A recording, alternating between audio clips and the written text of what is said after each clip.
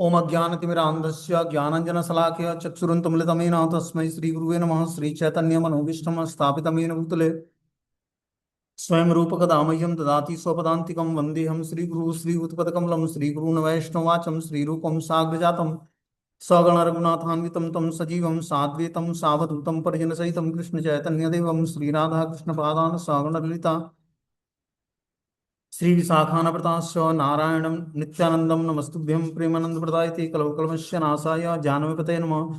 नमो महावदन्याय कृष्णप्रेमप्रदायते कृष्णाय कृष्णचैतन्य नामिने गौरकृष्ण नमः। पंचतत्त्वात्मकं कृष्णं भक्तरूपस्वरूपकं भक्तावतारं भक्ताख्यं नमामि भक्तिशक्तिकं। हे कृष्ण करुणा सिन्धु दीनबन्धु जगत्पतये गोपेश गोपिकान्त राधाकान्त नमस्तुते। तप्त कांचन गौरांगे श्री राधे वृंदावनेश्वरी विस्मानुसुते देवी प्रणमामि हरिप्रिये।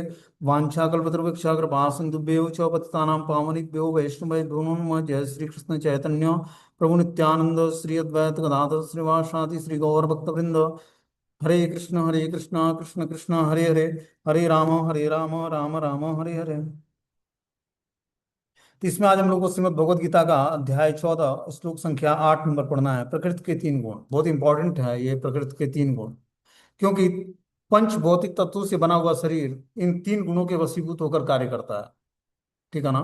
हमारे अंदर तीन गुणों की प्रधानता है, तीन गुणों के अनुसार हम पूरे संसार में एक्टिविटी करते हैं।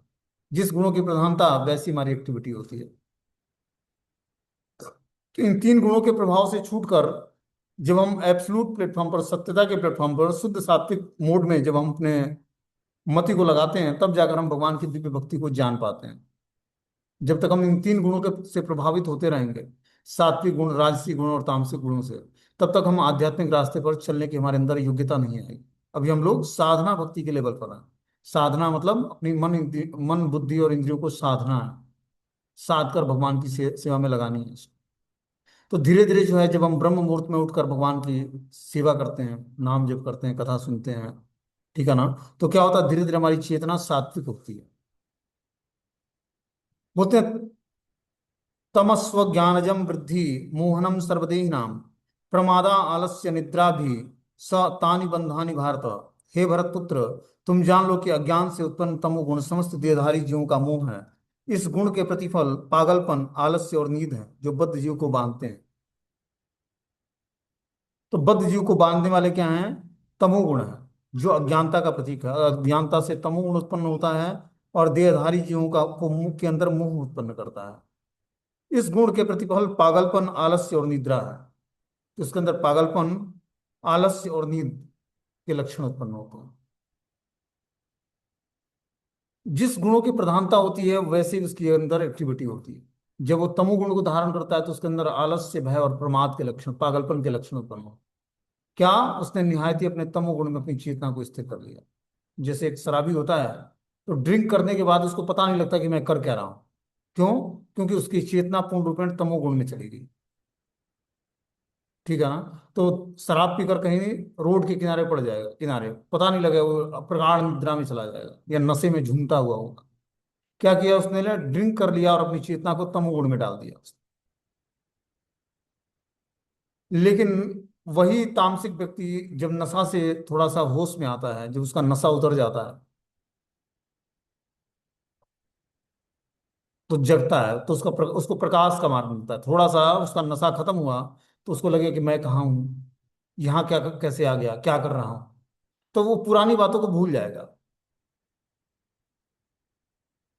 फिर उठेगा, मेरी ये स्थिति कैसे है, कपड़े फटे हैं, गंदे हैं, और मैं यहाँ क्या कर रहा हूँ। क्या हुआ?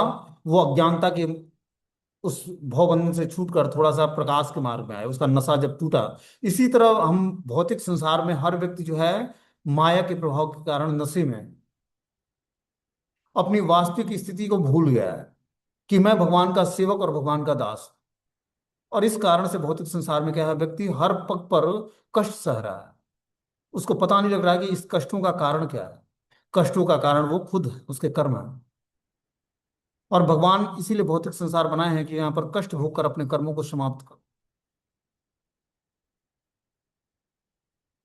तो जब व्यक्ति अपने कर्मों के और प्रभावों को जब धीरे धीरे समाप्त करता है कर्म करके, तो धीरे धीरे आप देखोगे कि क्या होता है। कभी आप ज्योतिष शास्त्र में अपने कुंडली को दिखाने का प्रयास करना, क्या बोलेगा? आज से जो है इन इन राशियों का प्रभाव इन इन राशियों पर ज्यादा पड़ेगा, मतलब सूर्य का प्रभाव या मंगल का प्रभाव या इन ग्रहों का प्रभाव इस राशि पर होगा, इनका आज से जीवन बदलने वाला है, जीवन की दिशा बदलने वाली है। क्या कारण है उसका? कर्मों का प्रभाव समाप्त हो जाता है एक सही समय के बाद। ग्रहों का प्रभाव हमारे कर्मों के प्रभाव, कर्मों के हिसाब से हमारे ऊपर ग्रहों का प्रभाव होता है। लेकिन जब हम भगवान की प्रसन्नता के लिए हर कर्म करेंगे तो हमारे पर ग्रहों का प्रभाव समाप्त हो जाएगा। इसीलिए भगवान से जुड़ जाओ, और कोई दूसरा रास्ता नहीं है अपने कर्मों को क्या करने समाप्त, क्योंकि एक कर्म व्यक्ति करता है उससे कई पाप जनरेट हो जाते हैं। उस पापों को भोगने के लिए फिर से एक नया शरीर धारण करना पड़ता है, फिर से एक नई चेतना का निर्माण होता है, फिर एक नए शरीर में हम प्रवेश करते हैं। और जिस शरीर में प्रवेश, जिस हमारी एक्टिविटी का, जिस कर्मों का प्रभाव हम पर ज्यादा रहेगा, उसी तरह का शरीर हमारे हमें को मिल जाएगा। जैसे मान लो कि इस जीवन में व्यक्ति को मांस खाने का बहुत आदी है वो, या मांस खाने की लत लग गई, तो उसका अगला जीवन शेर का मिलेगा, या इस तरह का जो मांस भक्षी जानवर है उसका बिल्ली का। क्या? उसने उसी तरह की चेतना डेवलप करी। मनुष्य जीवन एक ऐसा प्लेटफॉर्म है जहां से आपकी चेतना का निर्माण होना। आप अपनी चेतना का निर्माण भगवान के भाव में, भगवान की भक्ति में स्थिर करके और चेतना को बहुत ही उत्कृष्ट बना सकते हो। ये आपको सुविधाएं, फैसिलिटी भगवान के द्वारा मिली हुई इस जीवन में, और अपने इस फैसिलिटी का सही उपयोग करोगे तभी आप भगवान को जान पाओगे और अपने को जान पाओगे और अपनी चेतना को उत्कृष्ट बना पाओगे। 4 लाख तरह की होती है मनुष्य की वैरायटी। बस चेतना को व्यक्ति निकृष्ट बनाकर नीचे के लोकों में चला जाता है, निम्न योनियों में चला जाता है, और चेतना को उत्कृष्ट बनाकर भगवान के धाम चला जाता है। और पूर्ण रूपेण मनुष्य जीवन में भगवान ने बुद्धि के साथ साथ आपको फ्री विल दिया, स्वतंत्रता दिया। इसी स्वतंत्रता का सही उपयोग करना है। स्वतंत्रता का उपयोग यही है कि हम हर एक क्षण भगवान की सेवा में लगा दें, हर एक कार्य भगवान को समर्पित कर दें और उसको प्रसाद रूप में स्वीकार करें। यत करोसि यत अस्नासि यत जुहोसि ददासि यत तपस्वी कौन्तेय तत्कुरुष्व मदर्पण। कि हे अर्जुन, जो तुम करते हो, जो कुछ तुम दान देते हो, जो कुछ तपस्या करते हो, जो भी यज्ञ करते हो, वो सब मेरी प्रसन्नता के लिए करो। तो हमें भी जो कुछ कर्म करना है, जो कुछ खाना है, जो कुछ दान देना है, जो कुछ सोचना समझना है, रियलाइज करना है, वो भगवान के लिए करना है। आपके सारे कर्मों का कोई भी रिएक्शन जनरेट नहीं। जब तक हम इसको, हम तभी समझ पाएंगे जब हम हरि भजन करेंगे कि आखिर ये ज्ञान क्यों बताया जा रहा है, इस ज्ञान के हमारे जीवन में क्या उपयोगिता है। ये तभी हम जान पाएंगे जब भगवान की भक्ति करेंगे। ये परहेज है। दवा क्या है? हरि नाम। तो जब हम हरि नाम करेंगे, तब परहेज करेंगे, तब हम इन शास्त्रों के ज्ञानों को जान पाएंगे कि आखिर हम हमें इस क्लास के माध्यम से क्या संदेश दिया जा रहा है। बिना हरि भजन किए हुए हमें कुछ प्राप्त नहीं होने वाला। बस श्रम ये वही केवलम।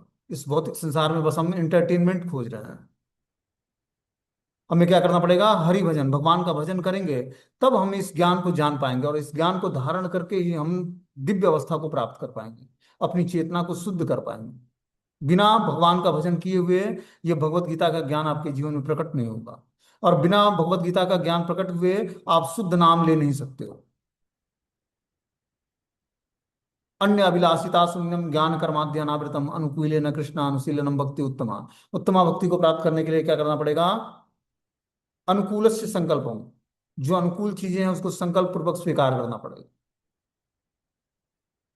तो हमारे अंदर संकल्पों की दृढ़ता कैसे आएगी? संकल्पों की दृढ़ता आएगी जब हमारा धर्म, अर्थ और कामना, 3 चीजें पवित्र होंगी, तब हमारे अंदर संकल्पों में दृढ़ता आएगी। हम जो संकल्प पूर्वक जो अनुष्ठान लेंगे उसको पूरा करेंगे। संकल्पों का बहुत ही महत्वपूर्ण रोल है हमारे आध्यात्मिक जीवन में। आप संकल्प पूर्वक कोई भी आध्यात्मिक एक्टिविटी करते हो कि मैं इसको 2 महीने, 4 महीने, 6 महीने, 2 साल, 5 साल, 10 साल करूंगा, तो संकल्पों में बहुत ही शक्ति आ जाती है आपके अंदर। लेकिन संकल्पों में दृढ़ रहने के लिए क्या करना पड़ेगा? हमें धर्मशास्त्र के अनुसार अपना जीवन जीना पड़ेगा। धर्मशास्त्र के अनुसार अपना इनकम का स्रोत बनाना पड़ेगा। जितना ही हमारा धर्म पवित्र होगा उतना ही हमारा इनकम का स्रोत पवित्र होगा। इनकम के स्रोत पवित्र होने से हमारी कामनाएं पवित्र होंगी। आप देखो, बड़े बड़े साधु महात्मा क्यों डेविएट हो जाते हैं? साधन भजन में कमी नहीं होती है। क्या कहीं से उन्होंने कुछ ऐसा स्रोत इनकम का कुछ स्वीकार कर लिया जो कि काला धन था, ब्लैक मनी था। उस ब्लैक मनी से को यूज करने से क्या हो, महात्मा का भी चेतना दूषित हो जाता है और वो गलत कार्य में लग जाता है। एक बार एक वृंदावन की परिक्रमा कर रहे थे महात्मा, रात को 2:30 बजे। तो परिक्रमा सुबह के टाइम बहुत कम लोग करते हैं, जो ऋषि महात्मा जो सिद्ध पुरुष हैं वही 2:30 बजे या 2 बजे निकलते हैं, कि 4:30 5 बजते बजते जब सांसारिक लोग जगें तब तक वो अपनी कुटिया में प्रवेश कर जाते हैं और मंगला आरती करते हैं भगवान के, स्नान करते हैं। परिक्रमा करके आए, स्नान किया और भगवान की मंगला आरती की। तो देख क्या रहे हैं कि वो माला तो कर रहे हैं लेकिन दिमाग में कैलकुलेशन चल रहा है, मतलब गुणा भाग चल रहा है। क्यों ऐसा चल रहा है उनको पता नहीं लग रहा था कि मैं सुबह सुबह 2:30 बज रहा है, रात का 2:30 बजा है और मैं हरि नाम जप कर रहा हूँ, और दिमाग में ये फालतू की चीजें कहाँ से आ रही हैं। कैलकुलेशन चल रहा है कि यहाँ गुणा भाग मतलब जैसे व्यक्ति बनिया व्यक्ति करता है। तो कुछ दूरी पर देखा उन्होंने, पीछे मुड़कर तो एक बनिया भी उनके साथ परिक्रमा कर रहा था, पेट निकला हुआ था उसका, और वो भी उनके साथ साथ परिक्रमा कर रहा था। उसके प्रभाव से महात्मा की चेतना दूषित हो गई और उसके अंदर भी कैलकुलेशन का गुण आ गया। तो क्या है कि वाइब्रेशंस बहुत इंपॉर्टेंट है। एक बार एक महात्मा जी ने एक बिजनेसमैन को अपने साथ ले गए तीर्थ यात्रा पर, कि चल, पूरे जीवन तो तूने बिजनेस किया है, अब चल कहीं तीर्थ यात्रा करके आते हैं, खर्चा तेरा होगा और यात्रा मैं कराऊंगा, तुझे दर्शन मैं कराऊंगा। तो महात्मा जी के साथ सेठ जी चल दिए। अब सेठ जी पूरे तीर्थों का भ्रमण किए, अयोध्या, काशी, कांची, द्वारकापुरी, रामेश्वरम, बद्रीनाथ, केदारनाथ, जगन्नाथपुरी, मथुरा, वृंदावन सब घूम घाम के अंत में पहुंचे काशी। काशी मतलब बनारस। तो जब बनारस पहुंचे तो बनारस पर देखे मरकंडिका घाट पे लाश जल जल रही है। 2 लाशें जल रही हैं, 2 लाइन में हैं, पीछे आ रही हैं, मतलब लाश जलती जा रही है और लाश समाप्त नहीं हो रही है, इतनी चिता जलनी है। तो सेठ जी लगा रोने। तो महात्मा को लगा कि इसके अंदर वैराग्य उत्पन्न हो गया है, जब ये देख रहा है चिता जल रही है। तो उस महात्मा ने पूछा कि आखिर क्या कारण है, तू इतने तीर्थों का भ्रमण किया, इतने धाम की यात्रा किया मेरे साथ, कहीं भी तुझे रोना नहीं आया, यहाँ आकर तू काशी में रोने क्यों लगा। बोल रहा है महात्मा जी मैं क्या बताऊं, पूरे जीवन मैंने कपड़े का बिजनेस किया, और जो लकड़ी का बिजनेस किया होता है यहाँ पर, तो आज बहुत कमाया होता मैं, आज करोड़पति बन गया होता। यहाँ पर लकड़ी की कितनी खपत है। तो क्या है कि चेतना हमारी, जब तक हम भगवान का भजन नहीं करेंगे तब तक एसोसिएशन भी करेंगे तो बदलेगा नहीं। अब वो महात्मा के साथ पूरे धाम की यात्रा तो करा, लेकिन क्या हुआ, अंत में काशी पहुंचकर रोने किस लिए लगा कि मैं लकड़ी का बिजनेस किया होता तो आज करोड़पति होता। बनारस में लकड़ी का तो क्या है कि जब तक हमारी चेतना इस भौतिक चीजों से ऊपर नहीं उठेगी, आध्यात्मिकता में स्थिर नहीं होगी, तब तक आध्यात्मिक मार्ग को हम जान नहीं पाएंगे। और तब तक हमारी चेतना धन कमाने में, परिवार का पालन पोषण करने में, परिवार को मेंटेन करने में, उसको प्रसन्न करने में ही लगी रहे। और प्रसन्न इस भौतिक संसार में कोई नहीं होता है, क्योंकि जीवात्मा वो खुद प्रसन्न नहीं है तो दूसरे को प्रसन्न कहां से करेगा। प्रसन्नता का कारण धन नहीं है, भौतिक चीजें किसी व्यक्ति को प्रसन्न नहीं कर सकती। प्रसन्न तो आध्यात्मिक चीजों को प्राप्त करता है, तब जाकर होता है। ब्रह्मभूत प्रसन्न आत्मा न सोचती न कांचती। जब वो ब्रह्मभूत मतलब पूर्ण रूपेण आत्म साक्षात्कार कर लेगा कि मैं शरीर नहीं आत्मा हूं और मैं भगवान का नित्य दास हूं, तब वो आनंदमय जीवन को प्राप्त करेगा।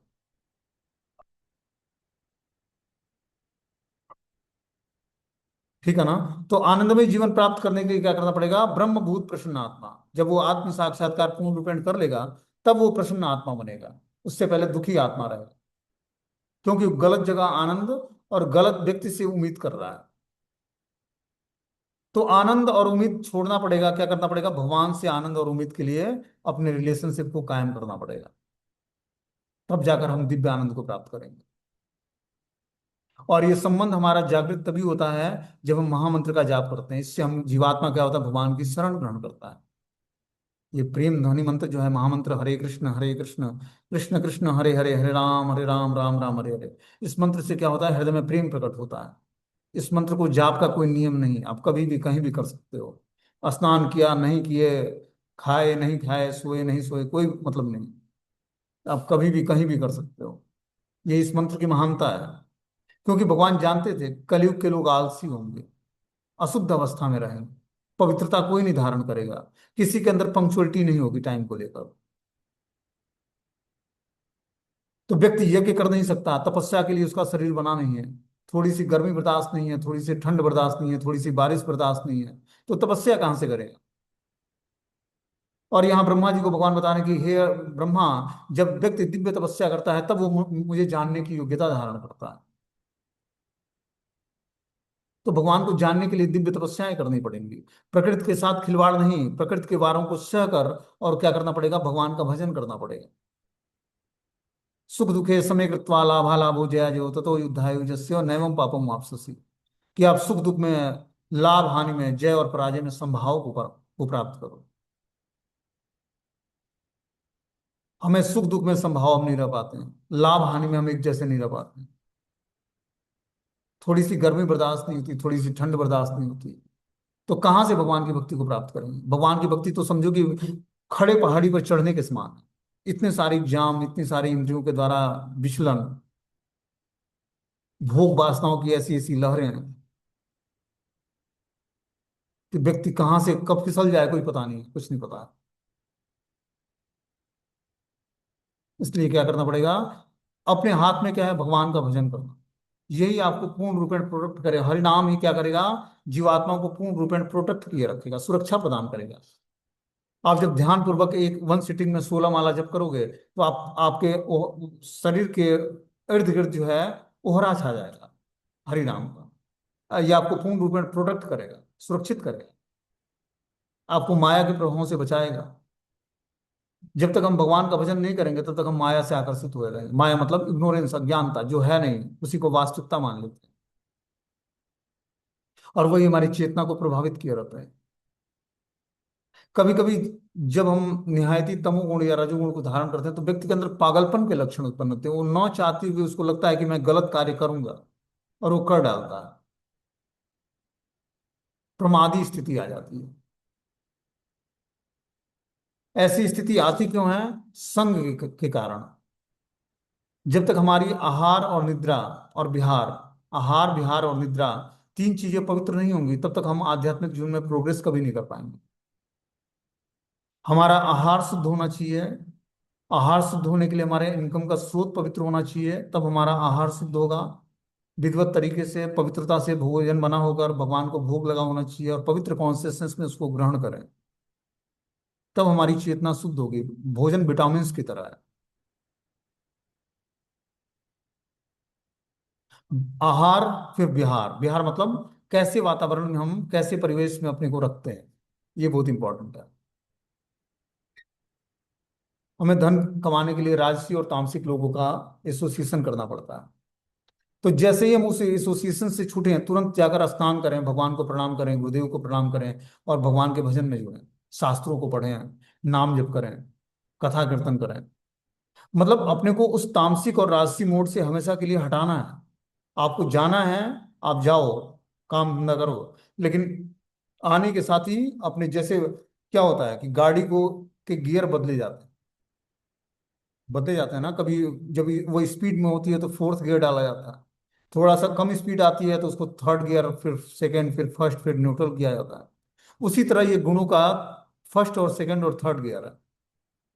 सात्विक गुण, राजसी गुण और तामसिक गुण। जब आप देखो कि हमारे अंदर पागलपन के लक्षण उत्पन्न हो रहे हैं, या निद्रा आ रही है, या भय लग रहा है, तो इसका मतलब हम तामसिक वृत्ति धारण कर लिए हैं। तो उसको क्या करना चाहिए, भगवान का स्मरण करना चाहिए, अपने को सात्विक मोड में लाना चाहिए। धीरे धीरे आप इन गुणों पर विजय प्राप्त कर लो, कंट्रोल कर लो इसको। क्यों, कब, जब आप इस प्रकृति के तीन गुण नामक लेसन को सुनोगे, अध्याय 14, तब आपको ये सिद्धि प्राप्त होगी। श्रीमद् भगवत गीता हमें पूर्ण रूपेण सिद्धि प्रदान करता है। आध्यात्मिक ज्ञान को सीख कर हम अपने जीवन में, और अध्यात्म के रास्ते पर चलना कैसे है इस भौतिक संसार, ये ज्ञान वास्तव में जो है, जो बाहर रहने वाले व्यक्ति हैं उनके लिए है। बाहर मतलब जो पारिवारिक जीवन में, जिनको अभी धन कमाना है, विवाह करना है, या विवाह कर चुके हैं, परिवार का पालन पोषण करना है, चिंताओं से ग्रस्त हैं, उनके लिए भगवान ने भगवत गीता का ज्ञान दिया अर्जुन को। अर्जुन को माध्यम बनाया, क्योंकि वो दो पत्नियों का पति था और पूर्ण रूपेण जो है बहुत संसार में था। वो बैरागी नहीं था, सन्यासी नहीं था, क्या था, गृहस्थ था। तो गृहस्थों के लिए भगवान ने ज्ञान दिया। जो वैराग्य आश्रम में है वो तो कहीं से भिक्षाटन करके दो रोटी भगवान को भोग लगाएगा और पालेगा प्रसाद के रूप में। थका रहेगा तो कहीं भी नींद आ जाएगी, कहीं भी सो जाएगा। कौन पूछने वाला है, क्या इज्जत और क्या बेइज्जती। इज्जत और रिस्पेक्ट तो उसको बनाना है जो पारिवारिक जीवन में है, उसको समाज में अपना ओहदा पोजीशन मेंटेन करना है। तो कैसे मेंटेन करे वो, कैसे भगवान की भक्ति को मेंटेन करे और कैसे अपने भौतिक जीवन को मेंटेन करे। ये ग्रंथ बस भक्तों के लिए नहीं है। इस ग्रंथ का उपयोग सांसारिक व्यक्ति भी करता है, जीवन जीने की कला सिखाता है। और जो ये तात्पर्य शिला भक्तिवेदांत स्वामी प्रभुपाद जी के द्वारा जो लिखा गया है, ऐसा तात्पर्य किसी भी भगवत गीता में नहीं मिलेगा। चाहे आप किसी भी राइटर का उठा के पढ़ सकते हो। उन्होंने पूरा अपने जीवन की अनुभूतियां डाल दी हैं इसमें। क्योंकि 70 वर्ष में जो व्यक्ति जाकर विदेश में इस संस्थान की स्थापना किया, उससे पहले वो पारिवारिक जीवन में जिया उन्होंने, और एक एक चीजों की अनुभूति किया उन्होंने। बिजनेस व्यापार भी किया, मेडिसिन की फैक्ट्री थी, पारिवारिक जीवन में 4-5 बच्चे भी थे। फिर उन्होंने संन्यास ग्रहण किया। तो पूरे जीवन की अनुभूति क्या किया उन्होंने, शास्त्रों के माध्यम से प्रकटित किया, जो व्यक्ति के लिए क्या है, एकदम प्रैक्टिकल बुक है। उसके जीवन में ये घटनाएं आएंगी क्योंकि उन्होंने वो जीवन जिया है। और जीवन में डिटैचमेंट भी सिखाया कि क्या विरक्ति है, कि एक भोगी व्यक्ति भी विरक्त जीवन बिता सकता है जीवन के अंदर, जो कि उन्होंने अपने जीवन से करके दिखाया। यही आचार्य कहलाता है, कि आचरण के द्वारा वो प्रस्तुत करता है।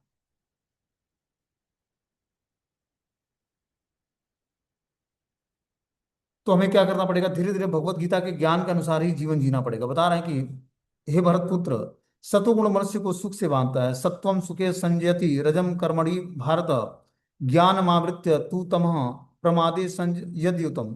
हे भरत पुत्र, सतोगुण मनुष्य को सुख से बांधता है, रजोगुण सकाम कर्म से बांधता है, और तमोगुण मनुष्य के ज्ञान को ढककर उसे पागलपन से बांध देता है। जो क्या बता रहे हैं कि सात्विक गुण भी बांधने वाला है, उसको सुख प्रदान करता है, वो बंध जाता है। भगवान का नाम जपा, हमें पूरा सुख मिल गया उसको। धन दौलत घर गृहस्थी, सुंदर बच्चे, सब कुछ प्राप्त कर लिए। ये सब कुछ देने वाला है हरि नाम। जो आप इच्छा करोगे सब कुछ प्राप्त होगा इससे। सुंदर पत्नी चाहिए, अच्छी जॉब चाहिए, बड़ा मकान चाहिए, गाड़ी बंगला फोन सेट, सब हरि नाम जप करते समय भगवान से मांगो, सब धीरे धीरे भगवान देते जाएंगे।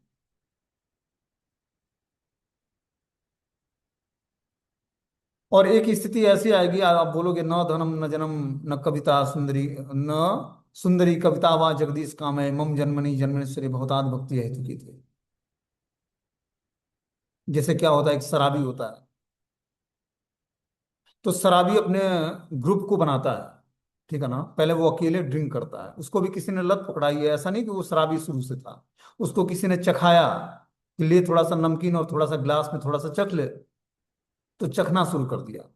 नमकीन के साथ एक घूंट मारा, उसको टेस्ट लगा, थोड़ा सा नशा चढ़ा, और फिर जो है वो अगला व्यक्ति भी उसको चढ़ाता है, फिर उसको धीरे धीरे और नशा आता है। तो धीरे धीरे वो अपनी वो लिक्विड की मात्रा बढ़ाता जाता है। अब वो सोचता है कि मैं समूह बनाऊं अपना। जिस तरह हम लोग सोचते हैं कि भक्तों का समूह हो जिसमें हम लोग कथा कीर्तन करें, तो श्रवणम और कीर्तनम में मजा आएगा। उसी तरह शराबी व्यक्ति भी अपना समूह खोजता है, कि समूह बनाने के लिए क्या करेगा, पहले सबको थोड़ा थोड़ा चखाएगा। जो मिला आया बैठा, आओ आओ आओ, मैं भी पी रहा हूं, तुम भी थोड़ा सा टेस्ट करो। फिर वो भी टेस्ट करने लगा, उसको भी नशा पकड़ लिया। पहले अपने पैसे से पिलाएगा, फिर जब उसको नशा पकड़ लेगा तो उसके पैसे से खुद भी पिएगा, क्योंकि वो दोनों मित्र हो गए। दो शराबी आपस में मित्र बन गए। उसी तरह ये भक्ति है, धीरे धीरे दूसरे को टेस्ट पकड़ाना है इसका। हरि नाम का जब टेस्ट पकड़ लेगा व्यक्ति, तब वो सांसारिक वासनाओं से धीरे धीरे ऊपर उठेगा। बोलते हैं ये जो भगवत गीता यथारूप है, ये क्या करता है, व्यक्ति के माइंड को वॉश करता है।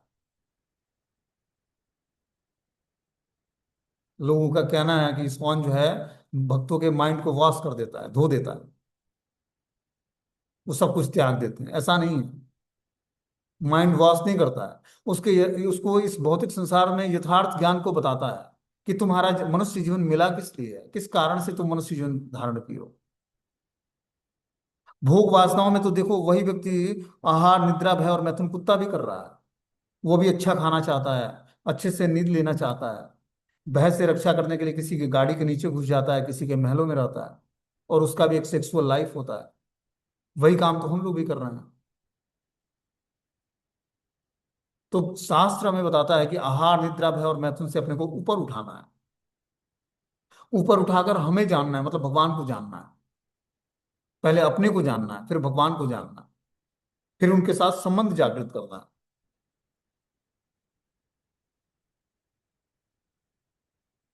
तो वास्तविक ज्ञान जब हम सुनते हैं सीखते हैं तो व्यक्ति इंटरेस्ट लेता है, उसके तरफ आकर्षण होता है, क्योंकि उसकी नीड है, आवश्यकता है उसकी।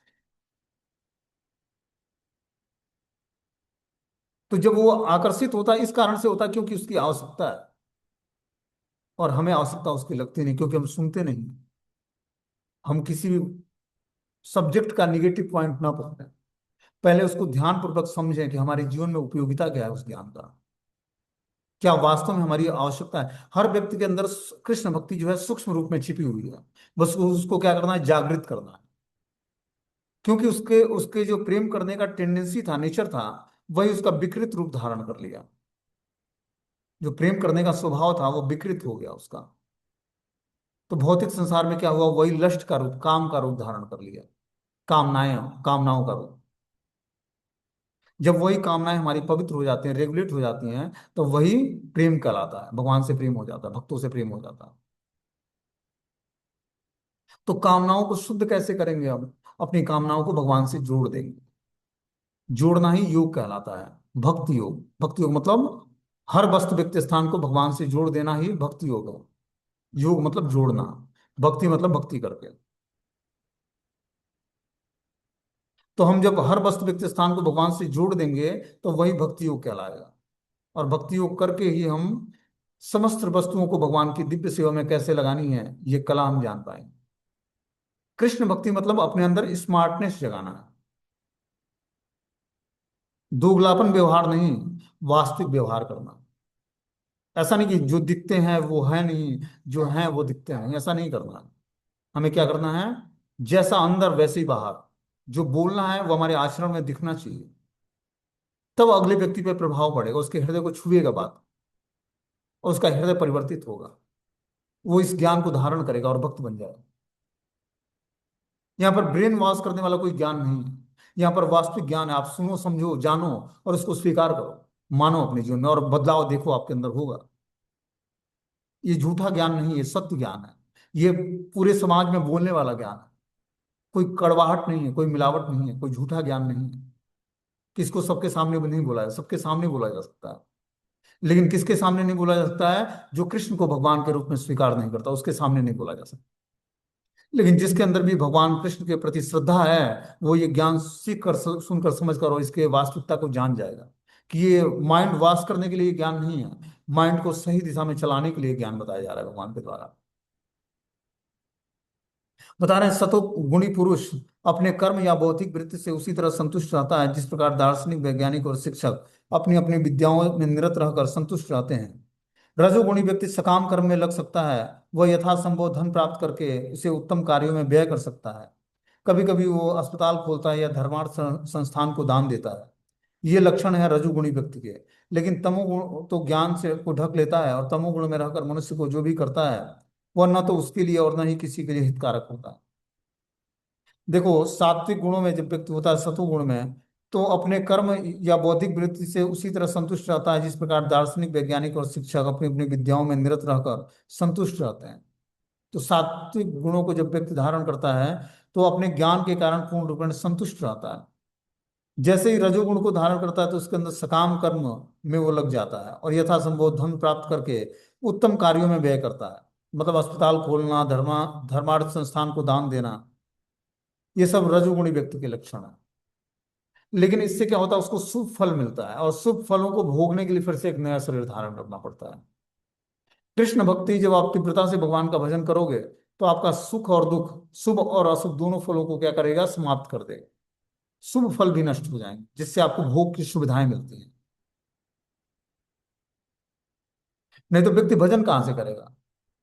मान लो खूब शुभ फल किया उसने, शुभ कार्य किया, अस्पताल खोला है, लंगर लगवाया, पानी बंटवाया, कुएं खुदवा दिया, हैंडपंप लगवा दिया सबको जल पीने के लिए, भोजन करने के लिए लंगर, ठंड में कंबल बंटवा दे रहा है, हॉस्पिटल खुलवा दिया कि लूले लंगड़ों का इलाज होगा। तो क्या है, ये सब सकाम इच्छाओं को तृप्त करने का एक माध्यम है, इससे शुभ फल मिलता है। और शुभ फलों को भोगने के लिए फिर से एक शरीर मिलेगा, और फिर उस शरीर में जो कार्य करोगे उसका, उससे फिर एक गति मिलेगी आपको। इसीलिए कृष्ण भक्ति हमारे शुभ और अशुभ दोनों फलों को नष्ट कर देता है। समझ रहे बात को। मात्र कृष्ण भक्ति ही ये कार्य करता है, और किसी देवी देवताओं की उपासना नहीं।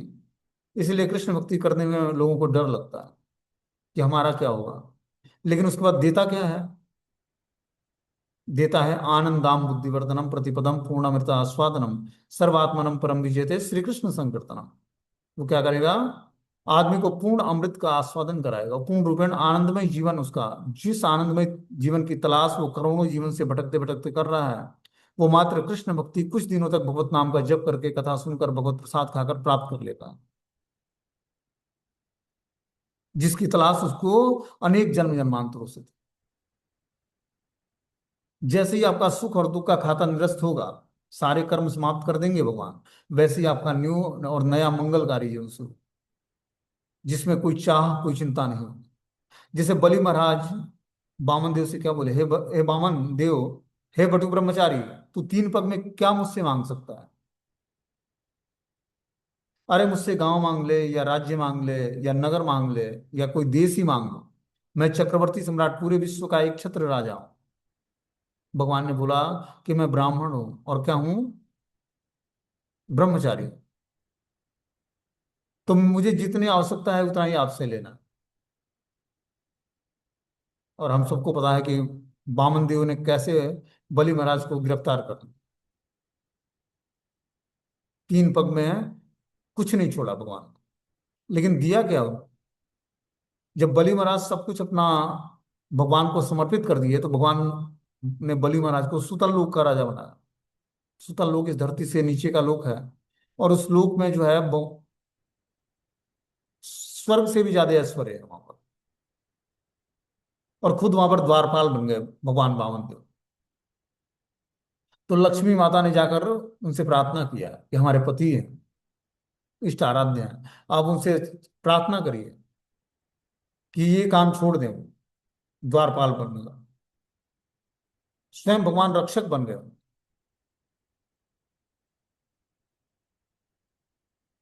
तो आज भी बलि महाराज सुतल लोक के राजा हैं। जैसे ध्रुव महाराज को ध्रुव लोक दिया भगवान ने, उसी तरह बलि महाराज को सुतल लोक का, जो कि स्वर्ग से भी ज्यादा ऐश्वर्यपूर्ण है। लेकिन वहां पर भगवान की भक्ति करते हैं बलि महाराज। तो अपने जीवन को समर्पित करना भी है, तो भगवान को करना है। भगवान ही हमारे वास्तविक मित्र हैं। इस संसार में हर व्यक्ति आपको धोखा देगा, जिस पर ही आप विश्वास करोगे वही आपके धोखे का कारण बनेगा। जिसको आप अपना मानोगे वही धोखा देगा। इसलिए जीवन रहते क्या करो, भगवान पर विश्वास, भगवान को समर्पित कर दो। ये जीवन समर्पित करने का एक ही माध्यम है, भगवत नाम का जप करो। वो आपको सही मार्गदर्शन देगा, सही दिशा में ले जाएगा, सही व्यक्ति से मिलाएगा, जिस जो आपकी आवश्यकता है उसको पूरा कराएगा। और फिर आप प्रसन्नता प्राप्त कर पाओगे। प्रसन्नता का और कोई माध्यम नहीं है। हरि नाम सर्वस्व प्रदान कल्प वृक्ष है ये। आप पूर्ण रूपेण विश्वास के साथ भगवान का प्रीतिपूर्वक भजन शुरू करो, हर व्यक्ति। तभी उसको वास्तविक अपने जीवन का वास्तविक फल में प्राप्त होने वाला है, जिसकी वो चाहत करता है। क्योंकि और कोई व्यक्ति वस्तु स्थान आपकी चाहत को पूरा नहीं कर सकता है। चाहे आपके पास कितना भी धन हो, कितना भी अच्छे सुख सुविधाएं हैं, आपकी इच्छाओं को तृप्त नहीं कर सकता है, आपको आनंद प्रदान नहीं करेगा, फ्रस्ट्रेशन देगा। वही धन, वही परिवार के जन, वही गाड़ियां, वही बंगला, वही फोन सेट, वही टेलीविजन और cooler fridge washing machine frustration के कारण बनेंगे। आप उसी में फ्रस्ट्रेट उलझे रहोगे। इसलिए कुछ टाइम निकालकर सूर्योदय से पहले उठो, 1 घंटे 36 मिनट पहले उठकर स्नान करो, और क्या करो, भगवत नाम का जप करो। बिना भजन किए हुए कुछ प्राप्त नहीं होने वाला। कथा सुनने का मतलब है कि भगवत नाम का जप करना, भगवान के नाम से जुड़ना। तब जाकर हम जीवन के उद्देश्य को, क्योंकि ये सब कुछ देगा आपको। किस किस चीजों की आवश्यकता है आपको, वस्तु की आवश्यकता है, या सही गाइडेंस की आवश्यकता आवश्यकता है, या सही व्यक्ति की आवश्यकता है, सब कुछ प्रदान करेगा। आप क्या करना पड़ेगा आपको, भगवान के सामने रोना पड़ेगा। अपने पिता के सामने रोता है बच्चा, तब पिता उसकी देखभाल। जब बच्चे को भूख लगता है तो माता के सामने रोता है, तब माता उसको दूध पिलाती है। तो हम भगवान के बच्चे हैं सभी। भगवान के सामने रोना पड़ेगा, हे प्रभु, आपने हमें सब कुछ दिया, लेकिन कुछ कमी भी दी है। तो आप क्या करो, हमें एक अच्छा मार्गदर्शन दो, जिससे मैं अपने जीवन को कृतार्थ कर सकूं, आपको मैं समर्पित कर सकूं। और ऐसा नहीं करोगे तो भौतिक संसार में हर व्यक्ति एक दूसरे के शोषण में लगा है, चूसने में लगा हुआ है। आपका हर तरह से वो हरासमेंट करेगा, और आपको स्वीकार करना पड़ेगा, क्योंकि आप मोहग्रस्त हो उसके प्रेम में। और जीवन की वास्तविकता यही है कि आप जब हरि नाम का जप करोगे तो भगवान आपको दिखाएंगे कि देख, तेरा कोई नहीं है इस भौतिक संसार में। एक दिन सब कुछ था, पत्नी, बच्चे, माता पिता, भाई बहन, दोस्त मित्र, जॉब, अच्छे, अच्छा रेपुटेशन, अच्छा संबंध, अच्छा जॉब, सब कुछ। लेकिन जो आज है वो नहीं था। जो आज भगवान ने दिया वो नहीं था उस समय। आज कहने के लिए कुछ भी नहीं है, लेकिन जो है वो बता नहीं सकता। और प्रैक्टिकली अपने जीवन में देखा मैंने, तब मैं बता रहा हूं। एक दिन सब कुछ था, तब हरि नहीं थी। जीवन में सुख चैन नहीं था, भाग दौड़ मची हुई थी, हाय पैसा, हाय पैसा, हाय परिवार के लोग, सबका हाल चाल पूछना है। अपना ही हाल खराब था, दूसरे का हाल पूछकर हम दूसरे का हाल चाल कैसे ठीक करेंगे। इसीलिए अपना हाल चाल भगवान से कहना है। इस धीरे धीरे संबंधों को क्या करना है, तोड़ना पड़ेगा। भौतिक संसार में तोड़ने का मतलब है आसक्तियां खत्म करनी पड़ेगी, मोह छोड़ना पड़ेगा। सब व्यक्ति अपने मनमाना करने में लगे हैं, किसी को कोई सुनने वाला नहीं है। आपको क्या करना पड़ेगा, अपने दुखड़े को भगवान से रोना पड़ेगा। वही आपके परम हितैषी और परम मित्र हैं। आपको अपने कष्टों को भगवान से ही बोलना पड़ेगा, उससे पहले, भगवान से बोलने से पहले उनको मंत्र ग्लोरीफाई करना पड़ेगा। जब राजा के राज्य में ब्राह्मण जाता है कुछ मांगने के लिए, पहले ब्राह्मण ग्लोरीफाई करता है राजा, तो राजा को एनर्जी प्राप्त होती है उस ब्राह्मण के ग्लोरिफिकेशन से। तो झूठा ग्लोरिफिकेशन नहीं करता ब्राह्मण, सही ग्लोरिफिकेशन करता है राजा का, और राजा को सुनकर अपने अंदर एनर्जी महसूस होती है। फिर राजा को क्या करता है, ब्राह्मण को तृप्त करता है। ब्राह्मण का और कोई कार्य नहीं है, क्या करना है, राजा को ग्लोरीफाई करना और भगवान को ग्लोरीफाई करना। राजा उसको धन संपत्ति देगा जिससे उसके परिवार का पालन पोषण होगा, और भगवान की दिव्य सेवा में लगेगा तो भगवान उसको बुद्धि प्रदान करेंगे कि राजा को सही मार्गदर्शन कैसे देना है। और इस प्रकार ब्राह्मण, क्षत्रिय, वैश्य और शूद्र का भगवान ने काम निर्धारित कर रखा है समाज में। तो हमें क्या करना पड़ेगा, भगवान के भजन से ही हमें सब कुछ सिद्धियां प्राप्त होनी है। और वही हमारे वास्तविक मित्र हैं, उन्हीं से अपने, हम अपने हर कष्टों को कहें।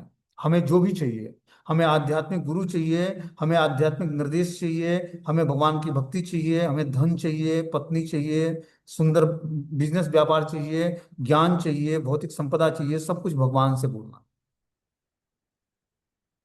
और आपकी कोई सुनने वाला नहीं है इस भौतिक संसार में।